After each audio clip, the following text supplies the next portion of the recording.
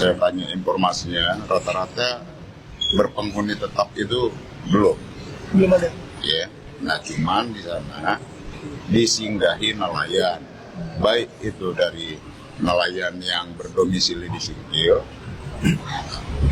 begitupun dengan nelayan yang berdomisili di Tapanuli Tengah.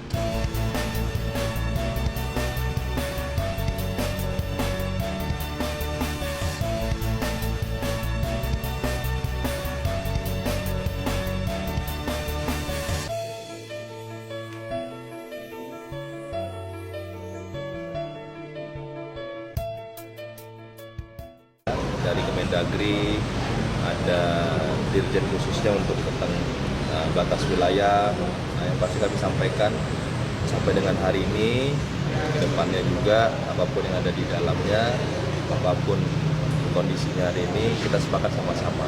Ada kekeliruan administrasi pada tahun 2009 yang lalu. Nah, tapi pun demikian di 2018 itu sudah kita klarifikasi terhadap koordinat yang keliru tersebut. Nah, setelah itu kita beberapa kali pemerintah Aceh menyurati Kementerian Dalam Negeri untuk minta faisasi. Nah, sampai juga difaisasi sampai dengan tahun 2022. Dari faisasi-faisasi yang ada, kita melihat bahwa dokumen yang paling kuat sebenarnya terkait dengan posisi pulau tersebut adalah kesepakatan 1992. SKB 92 kalau kami sebut.